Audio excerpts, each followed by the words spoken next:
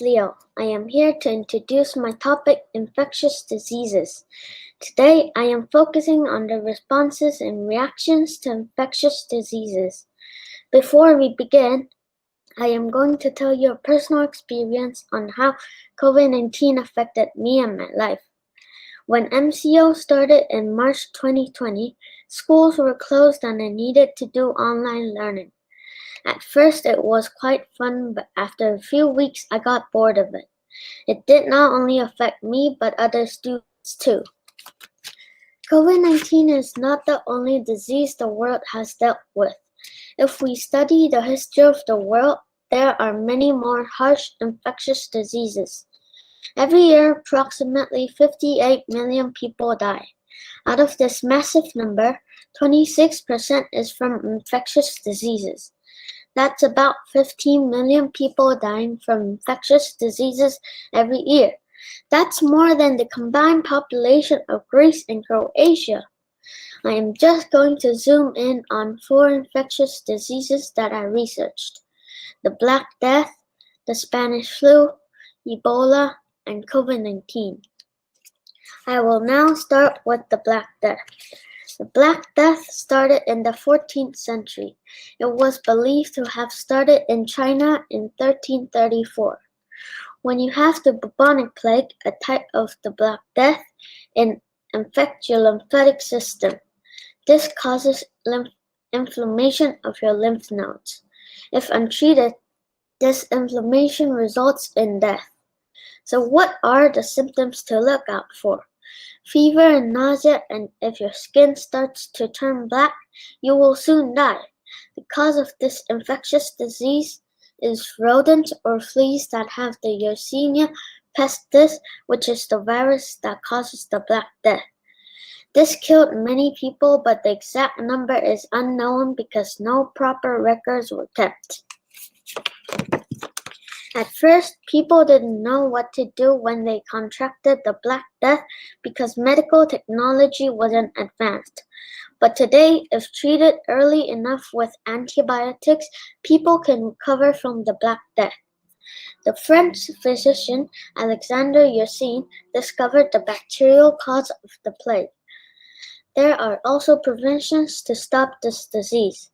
Filling holes and gaps in your home to stop rodents from getting into your house, or using bug repellent. Another very dangerous infectious disease was the Spanish flu. It started in 1918 and ended 2 years after. It affects your respiratory system. It killed 200 million victims and infected about 500 million people worldwide in just 2 years. The cause was discovered about 90 years later. Pneumonia. This was shocking to everyone. When you get affected by the Spanish flu, you first have a sore throat, headache, and fever. Then your skin turns blue and your lungs are filled with liquid. Because of this, victims died within hours or days. At that time, there was no exact cure for the Spanish flu. Doctors prescribed medication, but soon people became addicted to the drug. The prevention for this was only wearing masks. The third disease I'm going to tell you about is Ebola. The Ebola virus was first discovered in 1976 in Congo. Ebola affected many African countries. Ebola is a hemorrhagic fever. To put it simply, the Ebola virus attacks your brain cells and destroys them. Ebola is transferred to humans through wild animals. The first symptoms are fever, muscle pain, headache, and sore throat, but this is followed by vomiting, diarrhea, and a rash. In some cases, both internal and external bleeding can happen. Even though Ebola was a very dangerous disease, it only killed around 11,000 people in the whole world. The world didn't notice Ebola in 1976 because the world considered Ebola an epidemic restricted to Congo. But in 2014, it became a pandemic. Some countries did a good job of defending themselves from Ebola. For example, Nigeria stopped Ebola in a great way. The military helped trace everybody who came in contact with Ebola. Text messages were sent to people to teach them how to prevent Ebola. The government set up an Ebola hotline where people could get information by telephone. The US and other countries donated thermometers to check temperatures at airports and border crossings. You can treat Ebola through vaccines. Also, the prevention for Ebola is reducing the risk of wildlife to human transmission. Last but not least, COVID-19 is a deadly virus. It is caused by a coronavirus. It started in December 2019 and it is still affecting the world now. It affects your respiratory system. There are many symptoms to COVID-19. Fever, a cough, difficulty in breathing, and a loss of taste or smell. Some animals, such as bats, are suspected to be culprits and might have transmitted the virus to humans. Right now, there is no cure, but there are vaccines.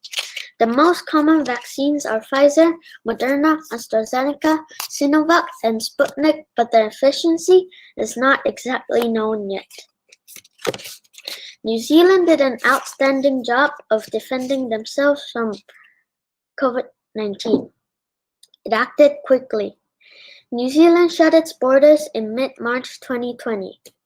Citizens could return to New Zealand but must be quarantined for 2 weeks and then show 2 negative tests. When a person has tested positive, the contact tracers will contact people who had close contact with the infected person. All who had contact with the infected person must isolate themselves. New Zealand can test 10,000 people a day, and it will only consider travel bubbles with countries like Australia. There are many more epidemics and pandemics in the history of mankind. I have just talked about the 4 main ones. I think diseases can be overcome if everyone tries their best to stay safe. In my survey, I noticed that a lot of people were traveling out of Kuala Lumpur and going to restaurants to eat during the MCO. This increases the risk of getting COVID. Washing hands, wearing a mask, or physical distancing are not hard to follow. I think we should do a better job now of protecting ourselves from COVID-19.